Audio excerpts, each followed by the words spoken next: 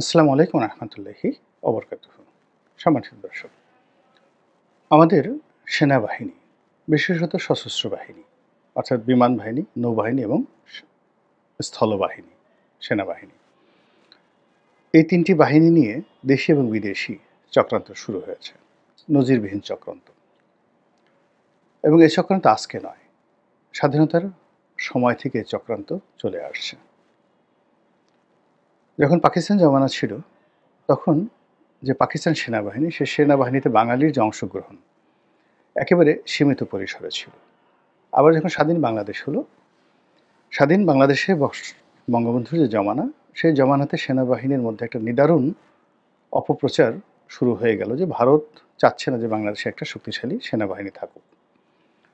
২ নম্বরে যখন বঙ্গবন্ধু রক্ষী বাহিনী নামক একটি প্যারামিলিটারি বাহিনী গঠন করলেন, তখন কি হলো, এই যে সেনাবাহিনী, সেই সেনাবাহিনীর মধ্যে নানা রকম বিভ্রান্তি ছড়িয়ে পড়লো যে আসলে বঙ্গবন্ধু সেনাবাহিনীটাকে ডিসব্যান্ড করার চেষ্টা করছেন। এবং ওই সময়টিতে রক্ষী বাহিনীর অত্যাচার, কর্মকাণ্ড, পুলিশের অতিরিক্ত বাড়াবাড়ি বঙ্গবন্ধুর জমানাতে, এবং সেখানে পুলিশের অনেক কর্মকর্তা যারা বঙ্গবন্ধুর সঙ্গে খুব ভালো সম্পর্ক রক্ষা করতেন, তাদের যে দাপট, সেই দাপটের কারণে সেনাবাহিনীর যে উর্দি, সেই উর্দিতে বলতে গেলে আঘাত লেগেছিল এবং প্রায় সকল সেনা সদস্যই মনে প্রাণে সরকারের কর্মকাণ্ডের উপর বীতশ্রদ্ধ ছিল। ৭৫-১৫ আগস্টের পর যখন একটা পরিবর্তিত পরিস্থিতি এলো, সেই পরিবর্তিত পরিস্থিতিতে একেবারে ১৯৭৫ সনের আগস্ট মাস থেকে নভেম্বর মাস পর্যন্ত, ৭ই নভেম্বর পর্যন্ত সেনাবাহিনীর অস্তিত্ব নিয়ে যে ঘটনা ঘটেছে, এটি মানে দক্ষিণ পূর্ব এশিয়াতে অন্য কোনো সেনাবাহিনীর ভাগ্যে এই ঘটনা ঘটেনি। পুরো সেনাবাহিনী বিভক্ত হয়ে গেছিল অনেকগুলো গ্রুপে।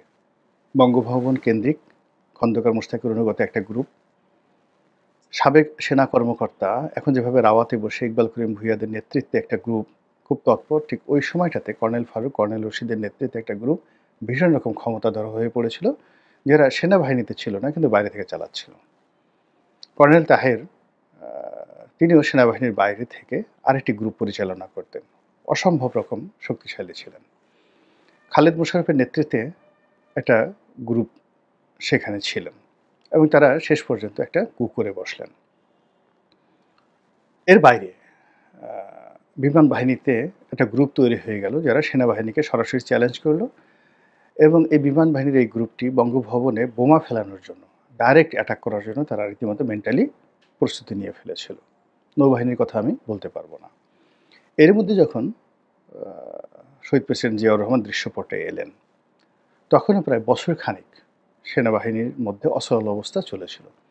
তিনি প্রাণান্ত চেষ্টা করে এখানে একটা কমান্ড ফিরিয়ে আনার চেষ্টা করেছিলেন এবং এর ফলে সেনাবাহিনীর ভিতরে অসংখ্য কু হয়েছিল। এই যে বিভেদ এবং বিসংবাদ, এই কথাগুলো বললাম এই কারণে যে এটা এরকম একটা বাহিনী, স্পর্শকাতর সামরিক বাহিনী, এটা যুগে যুগে এখানে আপনি যদি একটা টোকা দেন ১০০ বছর আগে, সেই টোকাটা কিন্তু ১০০ বছর পর্যন্ত থেকে যায় এবং ধীরে ধীরে এটা ক্যান্সার আকারে দেখা দেয়।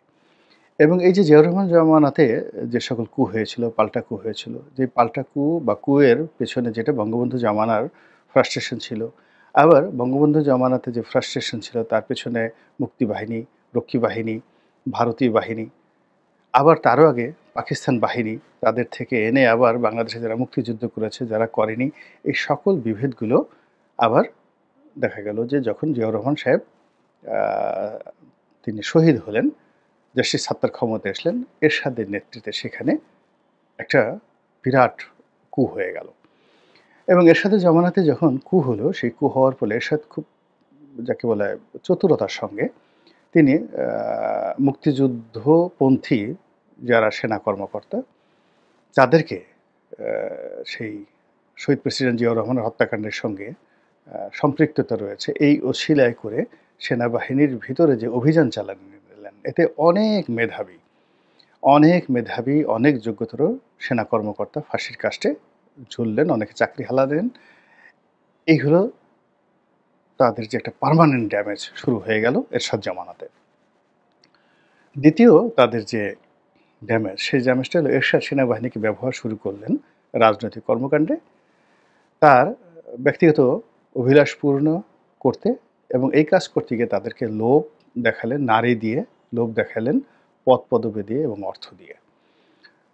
সারা বাংলাদেশে যে সেনা শাসন শুরু হলো প্রথম দিকে, যে সকল মার্শাল ল কোর্টগুলো তিনি গঠন করে দিলেন, সেখানে যাচ্ছে তাই হওয়া শুরু করে দিল। যে সকল কর্মকর্তারা মেজর র্যাঙ্কের একটা ডিস্ট্রিক্টের চিফ মার্শাল অ্যাডমিনিস্ট্রেটর হিসাবে তারা দায়িত্ব পালন করতেন এবং সেখানে যে নয়েস হয়, যদুমধু যা কিছু হয়েছে, এটা পুরো সেনাবাহিনীর যে স্ট্রাকচার সেটাকে নষ্ট করে দিয়েছে। ফলে ডিজিএফআই, তারপরে শেষে সেনা গোয়েন্দা এবং সেনাবাহিনীর যে ইমেজ, এটি মারাত্মকভাবে মানে লোপ পেয়েছে। পরবর্তীতে যখন 91-এর একটা পরিবর্তিত পরিস্থিতি এলো, সেটা কিন্তু উন্নয়ন ঘটেনি। সেটা উন্নয়ন ঘটেনি। এরশাদের যে সেই যে প্রিভিলেজগুলো, সেই প্রিভিলেজগুলো আরও বাড়লো। সেনাবাহিনীকে আরও সুযোগ দাও, আরও ক্যান্টনমেন্ট করো, ট্রেনিং দেওয়ার পরিবর্তে তাদেরকে টাকা দাও, তাদেরকে জাতিসংঘে পাঠাও। সব মিলিয়ে তাদের সুযোগ সুবিধা বৃদ্ধি করতে গিয়ে তাদের দক্ষতা এবং অভিজ্ঞতা কমিয়ে দেওয়া হলো এবং তাদেরকে ইফেক্টিভ একটা সেনাবাহিনী বা দক্ষ সেনাবাহিনীর পরিবর্তে একটা রাজনৈতিক দলের অনুগত সেনাবাহিনী করার যে চেষ্টা, এটা শেখ হাসিনার জমানাতে এসে বৃক্ষে পরিণত হয়ে গেল। এবং 2009 থেকে একেবারে 25 পর্যন্ত এই সেনাবাহিনীতে যা কিছু আওয়ামী লীগ করেছে, এ সবই কসমেটিক ডেভেলপমেন্ট।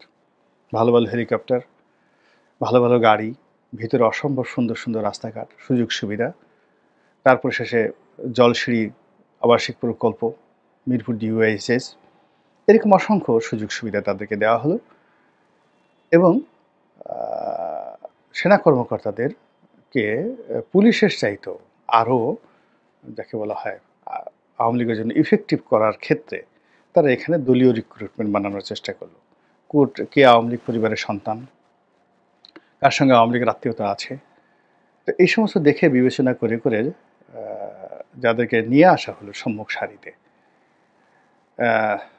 তারা সবাই আসলে সেনাবাহিনীর যে ঐতিহ্য, সেই ঐতিহ্যটিকে ধ্বংস করার কাজে বেশি সচেষ্ট ছিল। আরও একটা বিষয়, অর্থাৎ জাতিসংঘে যারা গিয়েছেন তারা এবং র্যাবে যারা এসেছেন তারা, এবং এর বাইরে সিভিল অ্যাডমিনিস্ট্রেশনে যাদেরকে বের করে আনা হয়েছে, বিভিন্ন যাকে বলা হয় ভূতাপেক্ষা নিয়োগ বলেন, কিংবা যাদেরকে প্রেষণে মানে সেনা কর্মকর্তা কিন্তু ঢাকা মেডিকেল কলেজে নিয়োগ দেওয়া হয়েছে, সেনা কর্মকর্তা কিন্তু রাজুকে নিয়োগ দেওয়া হয়েছে। তো এরকম বাইরে সেনা কর্মকর্তাদেরকে যাদেরকে বের করে আনা হয়েছে, তারা সেনাবাহিনীর ভিতরে গিয়ে সেনাবাহিনীর সর্বনাশ করেছেন। কেননা এখানে এসে তারা পেটকে স্ফীত করেছেন, পকেটকে ভারী করেছেন।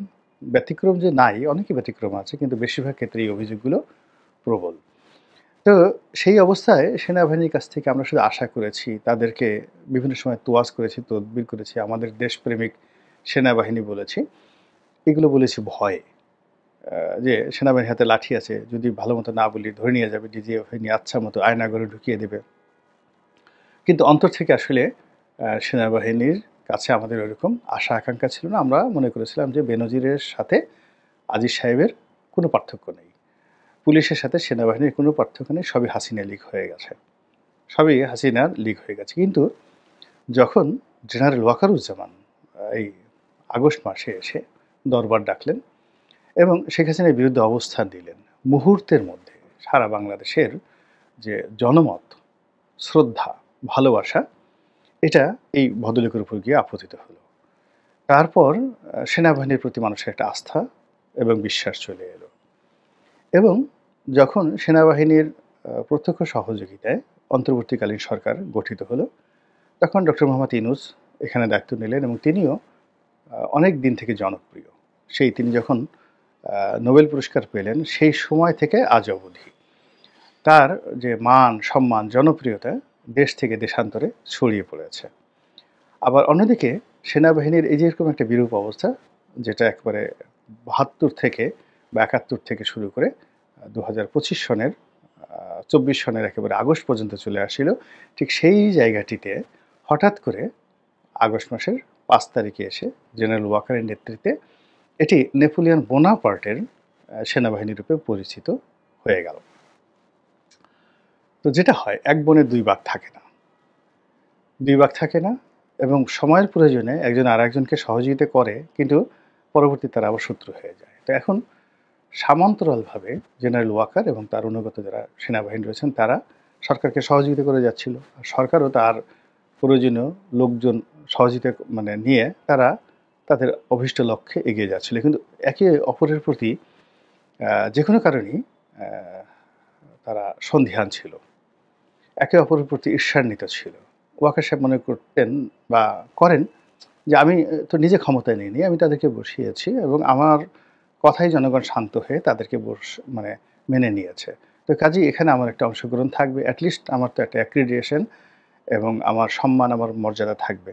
এক ২ নম্বর হলো যে যিনি ক্ষমতায় বসেছেন তিনি তার ক্ষমতাকে নিরঙ্কুশ চাইবেন, যে আমি ডক্টর ইউনূস সারা দুনিয়া আমাকে তোয়াজ করে তদবির করে, আমার সম্মান মর্যাদা সেনাবাহিনীর কাছে শেখ হাসিনার জামানাতে সেনাবাহিনী শেখ হাসিনাকে যতটা তোয়াজ এবং তদবির করতো তার চেয়ে অনেক অনেক বেশি তোয়াজ এবং তদবির আমি পেতে পারি।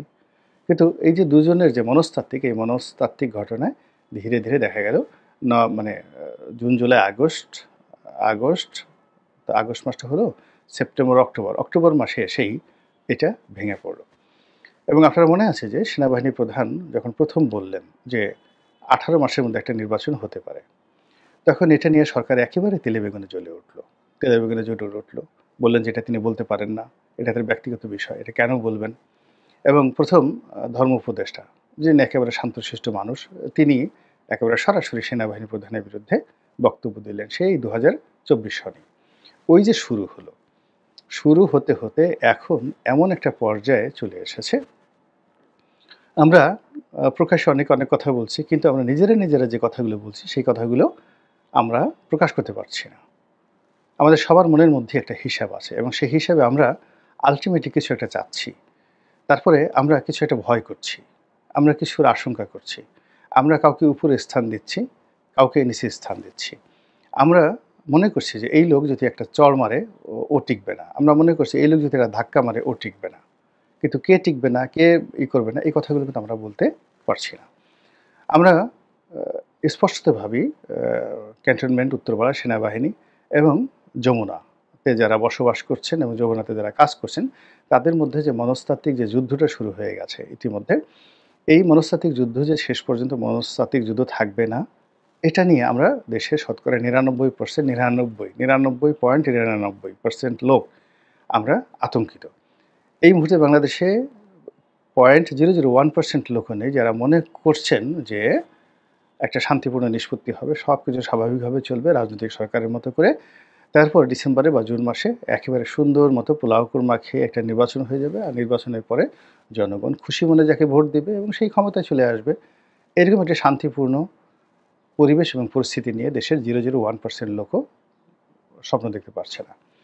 ফলে কি হচ্ছে, সব জায়গাতে আশঙ্কা, সব জায়গাতে স্বপ্নভঙ্গ, সব জায়গাতে হতাশা, ফ্রাস্ট্রেশন ছড়িয়ে পড়েছে এবং নানা রকম গুজব প্রায় প্রতিদিনই সোশ্যাল মিডিয়া থেকে শুরু করে মূলধারার গণমাধ্যম, চায়ের টেবিল এবং বিভিন্ন ক্ষমতার যে কেন্দ্রগুলো রয়েছে সরকারি এবং বেসরকারি, সেই ক্ষমতার কেন্দ্রে নানা রকম অঙ্ক কষাকষি হচ্ছে। যারা পালিয়ে আসছেন তারা উঁকি মেরে দেখার চেষ্টা করছেন যে কে ক্ষমতায় এলো, কে গেল।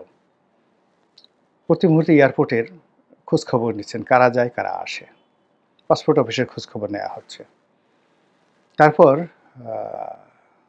প্রতি মুহূর্তে রাত বিরেতে তারা সেই ব্যালকনিতে দাঁড়িয়ে যার অবস্থায় রাস্তার দৃশ্য দেখার চেষ্টা করছেন যে ওখানে গাড়িগুলোর চালচলন কেমন, কোথাও একটা ছোট শব্দ হলে সবাই আতঙ্কিত হয়ে পড়ছেন। ঠিক এইরকম একটি অবস্থা, সেই রকম একটি অবস্থায় সেনাবাহিনী একটি সংবাদ সম্মেলন করলো। যখন এরকম সন্দেহ শুরু হলো, সেই সংবাদ সম্মেলনে তারা যখন বলল যে সরকারের সাথে তাদের কোনো সমস্যা নেই, লোকজন বলল সমস্যা আছে, এই কথা আমরা বুঝি, এই যে আপনারা বললেন যে সমস্যা নেই, এটা তো বলার দরকার নেই। যখন আপনারা বলেছেন ইট মিনস সমস্যা আছে। আপনারা তো কখনো কোনো অবস্থাতেই সংবাদ সম্মেলন ইতিপূর্বে করেননি। শেখ হাসিনার সাথে আপনাদের সমস্যা হয়নি, খালেদা জিয়ার সাথে হয়নি, এরশাদের সাথে হয়নি, কোনো অবস্থাতেই সেই এমনকি বঙ্গবন্ধুর জমানাতে হয়নি যে সেনাবাহিনী তারা সরকারের সাথে সমস্যা নেই এরকমভাবে কথা বলে স্বাধীনতার পরে আজ অবধি তারা একটা সংবাদ সম্মেলন করেছে। ইতিপূর্বে বেশ কয়েকবার অন্তর্বর্তীকালীন বা তত্ত্বাবধায়ক সরকার এসেছে। জাতির অনেক গুরুত্বপূর্ণ বিষয় আসছে। সেনাবাহিনী কথাই বলেছে। যেমন দেখা গেল তাদেরকে দুর্যোগ ব্যবস্থাপনার দায়িত্ব দেওয়া হয়েছে, তারা কথা বলেছে। কিন্তু এইরকম সরকারের সাথে তাদের কোনো দূরত্ব নেই। এই বিষয়ে কখনো সেনাবাহিনী তারা নিজেরা আত্মতুষ্টি লাভ করার জন্য জনগণকে বোঝানোর জন্য নিজেরা এগিয়ে এসে সংবাদ সম্মেলন করেনি। যখন আপনারা এই কাজটা করছেন it means there is a problem. এবং সেনা সদস্য যারা রয়েছেন তাদের প্রতি ডিউ রেসপেক্ট নিয়ে বলি যে এটা এমন একটা বাহিনী, এমন একটা সংস্থা যেখানে একবার সমস্যা শুরু হলে ওই সমস্যাটা নিষ্পত্তি হতে হয় সামরিক কায়দায়, ইন এ মিলিটারি ওয়ে। তো সেই মিলিটারি ওয়ের অনেকগুলো বিধান রয়েছে। Within the cantonment, between the cantonment and civilian, between the government and military, এবং between the court and between the road, রাস্তায় এবং সামরিক আদালতে। এই জিনিসগুলো নিষ্পত্তি হতে হয়।